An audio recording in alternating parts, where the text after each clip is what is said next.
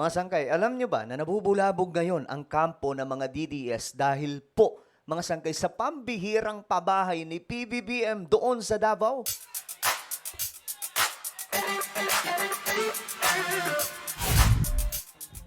Guys, sino mag-aakala, mga sangkay, na ang Davao, na siyang lugar ni PRRD, ang lugar na sinusuka ang ating presidenteng si PBBM, patatayuan, mga sangkay, ni PBBM ng isang world-class pabahay. Totoo yan, mga sangkay. Yan po ang ating pag-uusapan ngayon. Anyway, bago tayo magsimula, paki-subscribe po muna yung ating YouTube channel. Ayan po, tayo po ay umakyat na sa 1.47 million subscribers. So kung ikaw ay hindi pa po nakakapag-subscribe at gusto mong mapabilang sa dumaraming mga solid sangkay, makikita nyo po yung subscribe button sa baba ng video na to. I-click nyo lamang po yung subscribe, i-click ang bell, at i-click nyo po yung all. At sa mga nanonood naman po sa Facebook, i-follow nyo po yung ating Facebook page. Alright? Okay, eto na, pag-usapan po natin ito. Anyway, shoutout ka pala sa lahat ng mga solid sangkay. Mabuhay po kayong lahat at mag-comment kayo sa ibaba ng hashtag solid sangkay para makilala din po kayo ng iba pang mga solid sangkay. Okay. Gusto ko mag-usapan ito, mga sangkay, kasi alam nyo, nakakatawa. Pinost ko nga po ito sa social media. Itong patungkol po sa 4PH. Ang nakakatawa po dito, pinatayuan po kasi ni PBBM ang Davao City nitong pambihirang pabahay. Abay, akalain mo, mga sangkay, inaangkin ng mga dilawang DDS yung 4PH ni Pangulong Bongbong Marcos. Teka lang, kailan nga ba nangyari ang 4PH? Okay? Kailan ba talaga nabuo ang 4PH? Ito, mababasa nyo ito, mga sangkay, kahit i-search nyo na lamang po ito. The Pambansang Pabahay. Ito. Pwede nyo makita yan sa Google. 4PH program. Ito na lang. Pwede siguro to. Mababasa po natin dito, mga sangkay. Ayan. Ito. Ayan. Ito. Mababasa po natin, ha? The Pambansang Pabahay para sa Pilipino Program, National Housing for the Filipino Program, also known as the 4PH Program, okay, is the National Housing Program of the Philippines. It was launched, kailan? Kailan ito ni-launch? In September 2022. Who is the president at that time? Ito na po ay ang President Bongbong Marcos Jr. Hindi pa po nag-aaway dito. Wala pa pong sigalot ng mga Duterte at Marcos. Okay? It was launched in September 2022 with the goal of having zero informal settlers by 2028. Isipin niyo yan, mga sangkay. Ang goal po nito, para mawala ang informal settlers, yung mga taong walang matirahan, yung mga kababayan po natin na nasa squatter, gusto ni PBBM na mailipat na sa tamang lagayan. Ngayon, nabuo itong 4PH program. Ulitin ko, September 2022, ayan po, mga sangkay. Sa mga DDS na umaangkin dyan, mahiya-hiya naman kayo. Alam nyo, gets ko naman bakit nila inaangkin po ito. Lalong-lalo na po yung sa Davao. Kasi nga po, wala na eh. Ligwak na sila eh. Noon sinasabi po nila walang project si BBM eh. Ngayon, edi nga sila. Kasi alam nyo, para po sa inyong kaalaman, nasa 90 na mga pabahay sa buong Pilipinas ang pinapatayo ngayon ng sabay-sabay ng pamahalaan.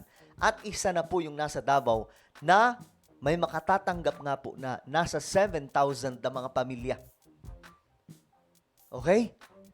Nang isa pong malakondong pabahay ni PBBM. Ngayon, ito, tingnan po natin. Ayan. Basahin ko na lang, ha, para hindi na po tayo masyadong mahababang paliwanag, mga sangkay. Ito po yun. The Pambansang Pabahay para sa Pilipino Program, also known as 4PH Program, is the National Housing Program of the Philippines. It was launched in September 2022 with the goal of having zero informal settlers by 2028, created by Marcos Jr. administration. Never nagkaroon ng ganitong kadaming pabahay sa isang administrasyon lamang. Ngayon lamang ito nangyari. Nabubulabog ngayon ang kampo ng mga DDS dahil nakikita na ng taong bayan ang mga naglalakihang proyekto ng pamahalaan gaya nitong 4PH program. Isipin nyo, Nasa 90 na pabahay projects ang sabay-sabay na pinapatayo sa buong Pilipinas at ang iba naman ay na-turnover na. Bahagi ito ng pagsasakatuparan sa mga plano noon ni dating Pangulong Ferdinand E. Marcos. Mula sa blueprint ni Apulacay ang magkaroon ng dissenting mga tahanan at abot kaya para sa lahat ng mga Pilipino. Nasimulan na ito noon ni Marcos Sr. at ngayon pinagpapatuloy ni Marcos Jr. Layunin din nito na mabura ang squatters sa Pilipinas. Paalala mga kababayan, pag ang information galing sa mga DDS, mag-isip-isip, madalas niyan ay panbilin lang. Kasi mga sangkay, ito ang nangyari. Ayan po. Oh. Itong, di ko kilala ang taong to, mga sangkay. Alam po, sobra po niyang inggit.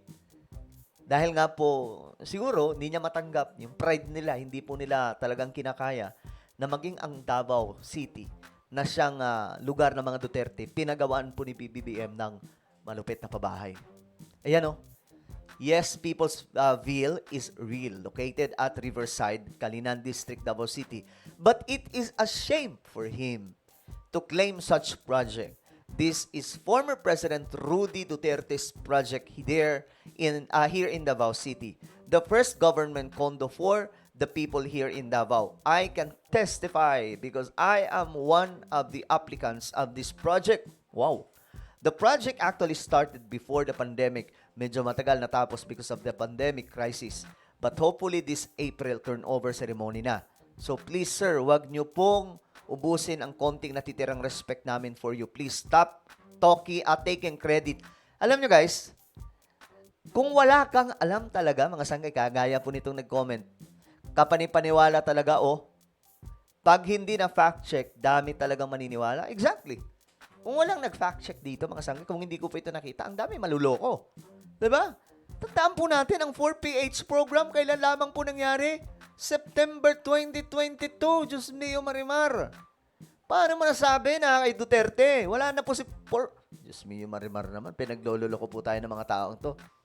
Ngayon, ayan po, pabahay para sa mga Pilipino o sa mga Davaoenyo. Libu-libong pamilya sa Davao City ang magkakaroon ng disenteng tahanan sa ilalim ng pambansang pabahay sa pamilyang Pilipino o 4PH ng administrasyon ni Pangulong Bongbong Marcos. O ayan, yan po mga sangkay. Actually, hindi pa po yan buo ha. Kasi ngayon, ito, medyo matagal na po itong picture. Ngayon, mga sangkay, under construction, itong area mga sangkay, hanggang doon. So, talagang napakalawak na ito. Lakihan natin yan. Itong area na to, under construction ng mga sangkay. O, ayan. Basahin nyo mabuti, ha? The People's Ville in Calinan, Davao City, a social housing project consisting of 82 building is under construction with a July 2024 construction update available and is located sa Barangay Magugpo, Poblasyon. Ito naman sa Tagum City po mga sangkay. Marami to eh. Marami tong pabahay ni PBBM sa iba't ibang mga lugar ng Pilipinas.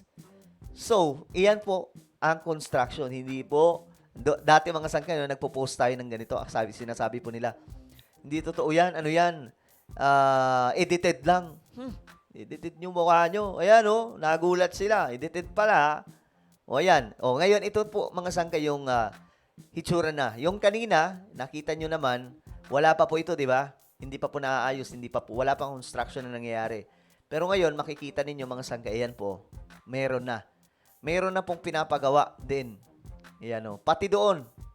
Sobrang dami nitong building mga sangkay na ipapagawa. Talagang pangmalakasan nitong pabahay. At syempre, abot kaya. Hindi nyo na po kailangan pumuntang kay La Villar o kung sino man. Actually po, problemado po ito mga private companies ngayon eh. Kasi, mga sangkay, sino ba naman mag-aakala na magpapagawa si PBBM na mga ganitong klaseng pabahay? Hindi problemado sila ngayon kasi instead na pupunta sa kanila, dito na lang sila sa government. Kasi mas mura. Sobrang mura po talaga mga sangkay. Kasi gusto ni BBM, magkaroon po ang bawat pamilyang Pilipino ng sapat na bahay, dissenting bahay, kagaya ng nararanasan ng mga may kaya mga sangkay. May swimming pool po ito, mayroong basketball court, lahat na mga sangkay naroon. So, yan po ay nakakatuwa talaga. Yan po yung mga aktual na mga larawan. Ayan, mga post, mga sangkay, ang dami. Metro Davao Rising, February 27, 2024. 2 towers. Oh, grabe, ang dami palang ipapagawa nito, mga sangkay. 82. Ang dami. Ayan, 4 PH po yan, mga sangkay. Ha? Diyos mio, Marimar.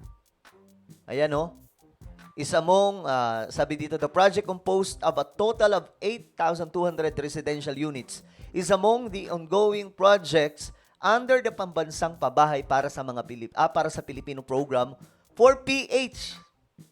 The target beneficiaries are those who live in danger zones, informal settlers, and from other sectors. You see, guys?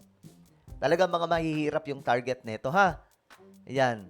Pambansang Pabahay ng Administrasyong Marcos itinatayo na sa Davao City. Kailan po yan? October 15, 2023. Ayan po, mga sangkay, ang balita. Naglolokohan. Alam niyo, lolokohin talaga kayo, tulukuhin ng mga DDS kapag wala kayong alam eh. Yan, salamat PBBM, sana maliwanagan na yung mga taong tira ng tira sa'yo. Sa mga taong uto-uto at nauto ng po nila, God bless, hindi kami nagkamali sa pagboto sa inyo.